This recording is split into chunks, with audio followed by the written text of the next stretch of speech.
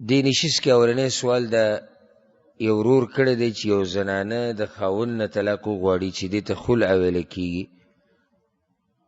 نو په دې زنانه باندې هم عدت داسې دی لکه څنګه چې هغه زنانه باندې دی کومه چې طلاق کړی شي د خاوند د طرف نه. نو طلاق او خلع کې فرق دی. خلع هغه چې زنانه د خاوند نه طلاق وغواړي چې ما طلاق کړه، او یو هغه طلاق دی چې خاوند د خپل طرف نه ورکړي. یو هغه چې د خپل طرف نه ورکړي خو واضح دی چې 3 حیض یا 3 میاشتې به د دې عدت او دې په منځ کې خاوند واپس کولی شي بغیر د مهر او د نکاح نه که چېرته دواړه راضي شي، خو په شرط دی چې اولنی طلاق وي او دویم طلاق وي.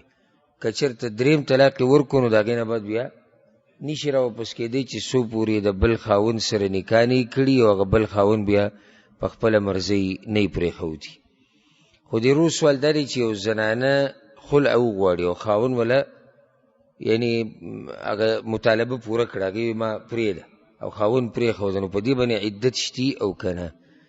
جواب د دې مسلې دا یاد کوي چې هر هغه زنانه چې د خاوند نه جدا شي، که هغه په طلاق سره جدا کېږي، که هغه په خلع سره جدا کېږي، او که هغه په وفات سره جدا کېږي، په دوی باندې عدت دی.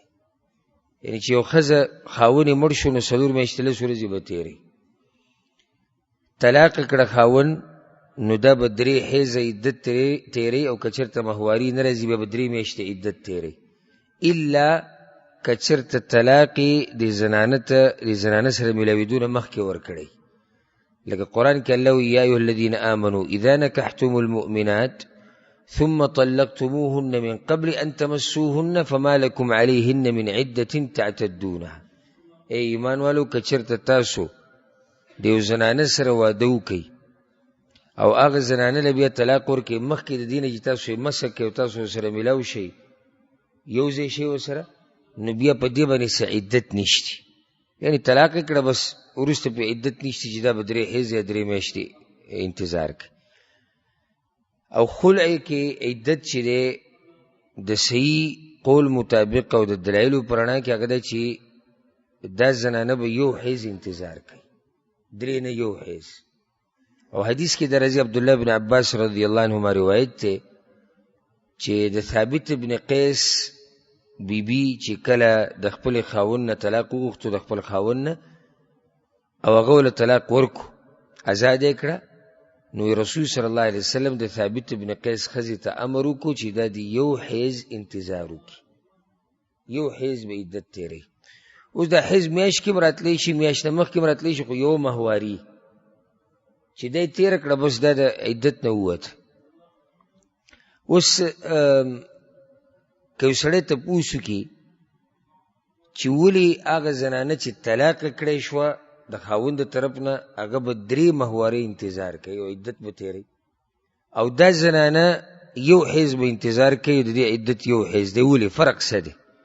دې فرق ته ګوره سوچ کوئ.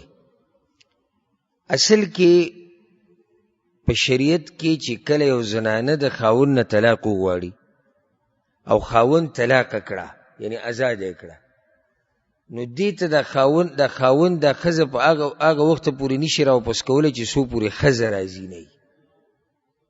ځکه چې هلته ښځې طلاق غوښتی دی که نه، نو چې څو پورې ښځه راضي نه وي دا خاوند دا ښځه نشي راواپس کولی.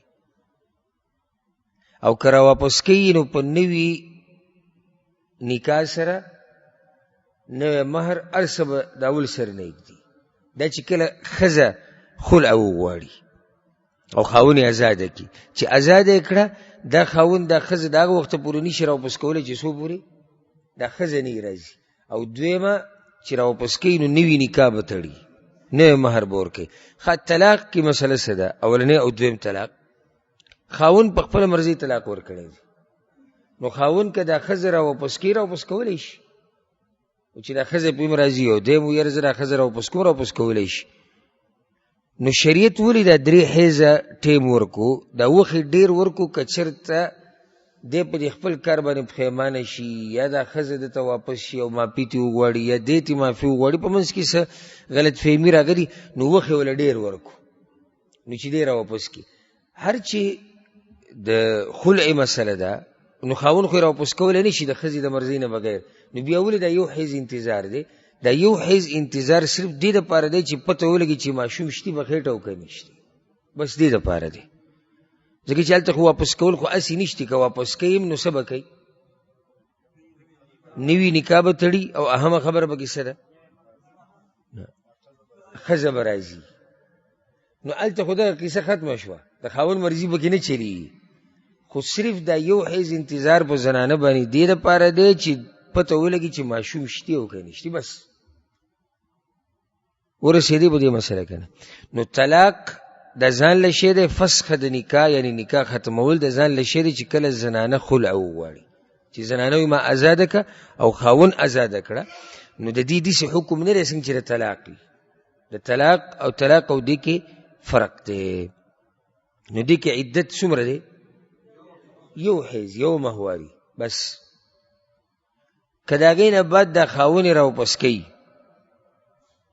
نو ښځه به راځي. دویم دا چې د نکاح به نوي تړلی کېږي، د اولني د هغه سره نکاح ختمه شو. او دا فایده یاده کوي، دا ګورې په هغه 3 طلاقو کې نه حسابېږي. ګورئ یعنې که یو سړی دی ښځې ته طلاق وغوښتو چې ما طلاق کړه او ده دا ښځه طلاق کړه. طلاق ورته موږ وایو اصل کې دا فسخ د نکاح د ختمول دي او د نکاح ختمه کړه، صحیح شو. بیا څه وخت بعد ښځه او سړی راضي شو، نوي نکاح یې وتړله، نو دې سره څو طلاقه دي چې ورکولی شي؟ 3 طلاقه دي. خلع دا طلاق نه حسابېږي، دا جدا مسله ده او دا جدا مسله ده. دلته ښځه طلاق وایي چې ماله راکړه، او په طلاق کې سړی په خپله مرضي ښځې له طلاق ورکوي.